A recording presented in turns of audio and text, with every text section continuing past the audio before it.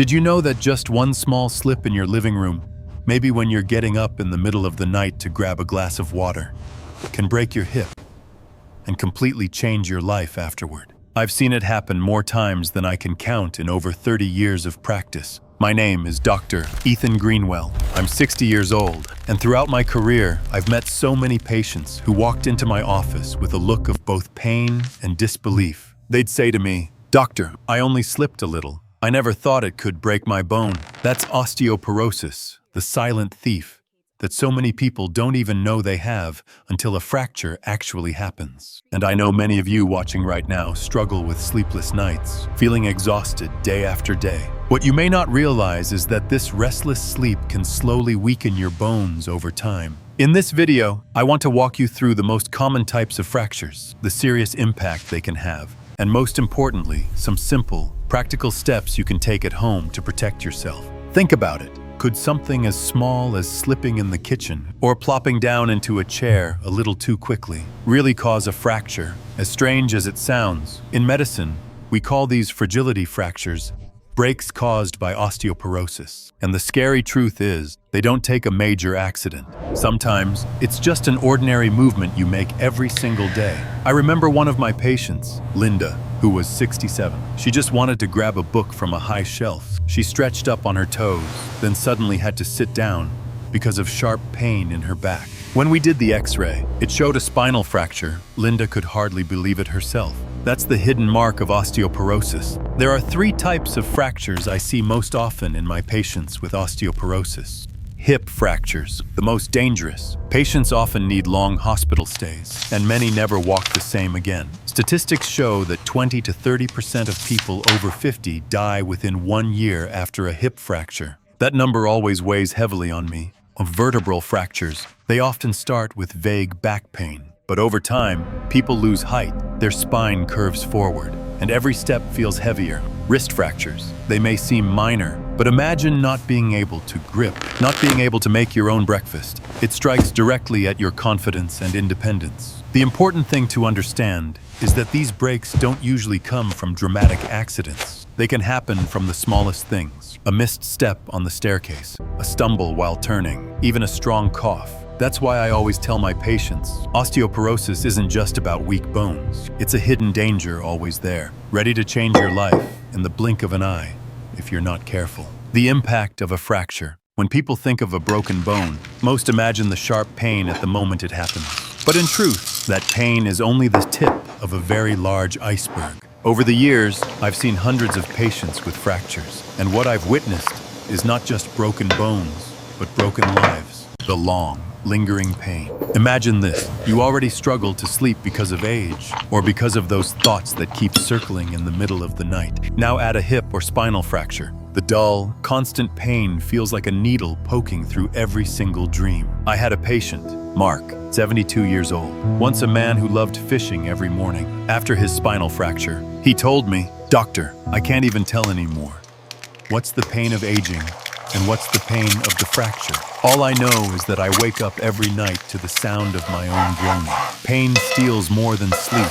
It eats away at your spirit, leaving you feeling helpless and discouraged. Loss of independence. A fracture is not just a cast for a few months and then back to normal. For older adults, it often means losing independence, the most precious thing we have as we age. Think back to the last time you went to the market to choose your own shiny red apples, or brewed yourself a cup of tea in the morning. After a hip fracture, many of my patients can no longer do those simple things. They need someone to hold them with every step, children to help them dress, a nurse to lift them out of bed. Many have told me, "Doctor, what I fear most is not death.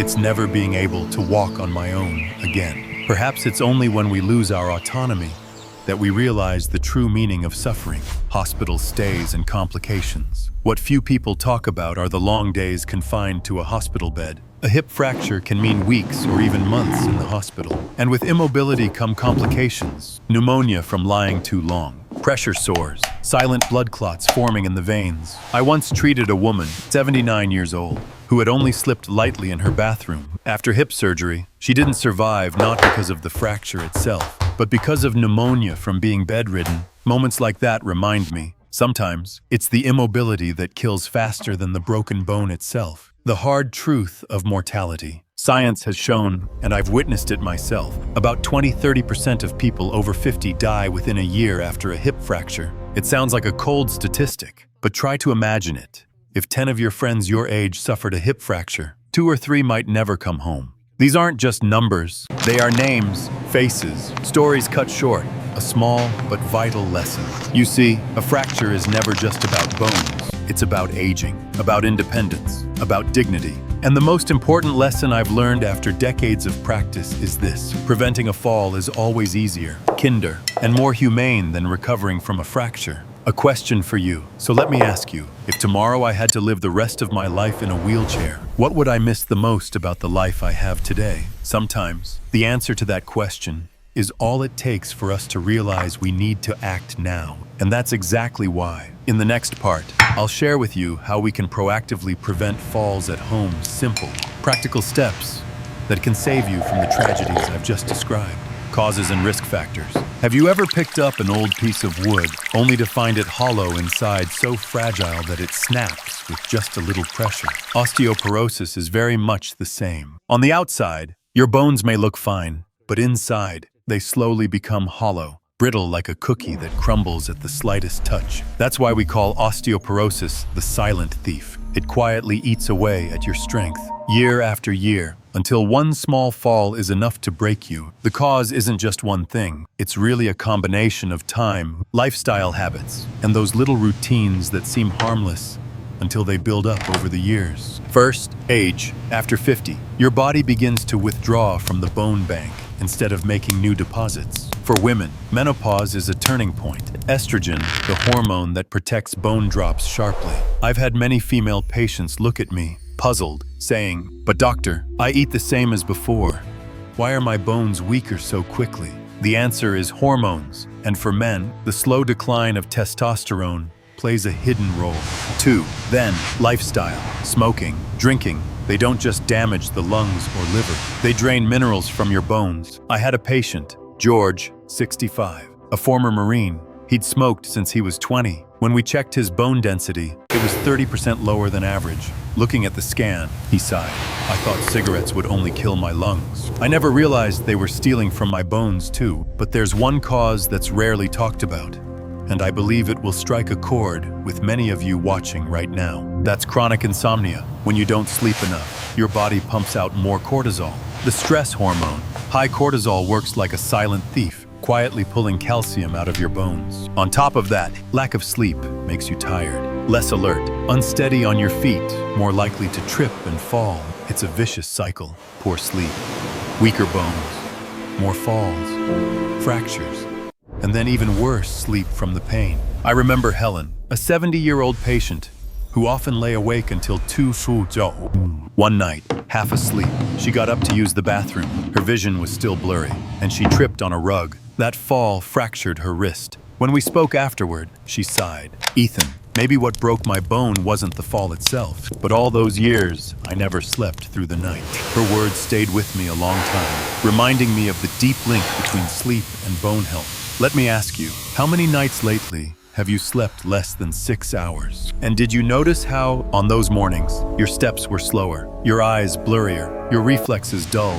That's not random. That's your body knocking on the door, warning you that your bones and nerves are running on empty. One thing I've learned after decades in practice is this: risk factors aren't just the obvious ones, like cigarettes or alcohol. They also come from the invisible habits, how we treat our sleep, how we let stress seep into our days. So what's the small lesson here? You can't turn back time and be 40 again, but you can change the way you live today. You can put out the cigarette, ease off the alcohol, stretch a little each morning, and most importantly, learn to value your sleep. Sleep isn't just rest for the brain. It's the window of time when bones repair themselves. Every good night's sleep is like charging your bones back up. I want you to think of it this way. If your life were a house, your bones would be its frame.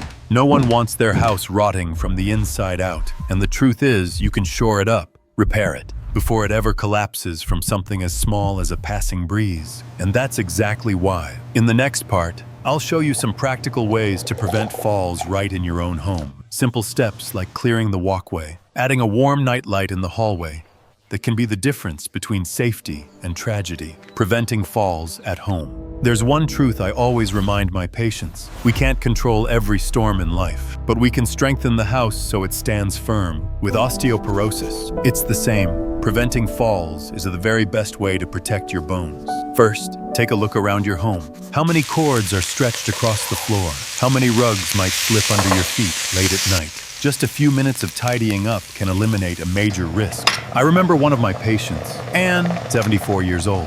After breaking her wrist, tripping over a cord, she cleared her hallway and added warm night lights along the path. She laughed and told me, "Ethan, I'm not afraid of the dark in my house anymore." Next, think about support. A sturdy handrail on the stairs or in the bathroom may seem small, but it's like an invisible arm that steadies you. Many patients have told me that just one handrail gave them back a sense of freedom. As for daily habits, wear slip-resistant shoes. Even indoors, rise from bed slowly, giving your body a few seconds to steady itself. And if you can, try gentle balance exercises like Tai Chi or senior yoga. You don't need complicated moves. Just a few minutes a day can help keep your balance and flexibility. I want you to ask yourself, is my home today a safe place or a hidden maze of risks? Because sometimes, a small change in your house is the difference between a steady step and a broken bone. Assistive devices. Now, let's talk about support tools, canes and walkers. And let me say this clearly. Using a cane or walker is not a sign that you've grown weak. It's proof that you're wise enough to protect yourself, so you can stay independent longer. A cane, the small, simple companion, is perfect when you just need a light touch of support. I remember Robert, 68, who resisted using one because he didn't want to look old. But after a minor fall in his yard, he gave it a try. Later, he smiled and told me, "Ethan, this cane doesn't make me older. It gives me the freedom to walk the park without fear of falling. And the walker, that sturdy frame, is especially helpful after a fracture or when balance is truly uncertain. I often tell patients it's like a safe bridge that carries you through your most fragile days. So let me ask you, what matters more?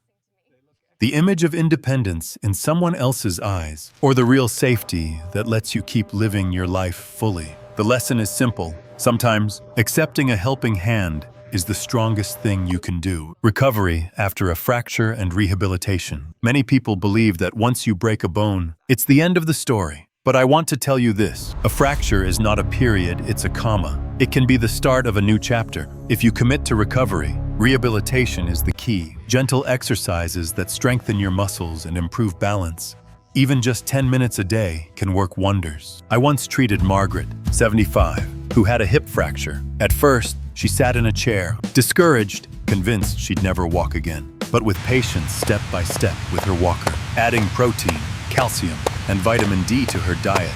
After 6 months, she was strolling through her garden on her own. She smiled and told me, "Doctor, I didn't just get back on my feet. I got myself back. And please don't forget sleep." When you sleep, your bones finally get the chance to repair themselves. Every good night's sleep is your body quietly fixing the damage. Ask yourself, am I giving my bones enough time each night to truly heal? The small lesson here is simple. Recovery takes patience, but every small step today is a bridge back to freedom tomorrow. When I look back at the stories I've shared, one truth is clear. Fractures from osteoporosis are dangerous, but they are not destiny. We can prevent them. Start with the small things. Right in your own home, clear the walkways. Add a warm night light in the hallway. Place a handrail in the bathroom. And just as important, take care of your sleep. Sometimes, one deep night of rest is the strongest medicine for your bones. I remember a patient once told me, "Doctor, I never thought a simple nightlight could make me feel so safe."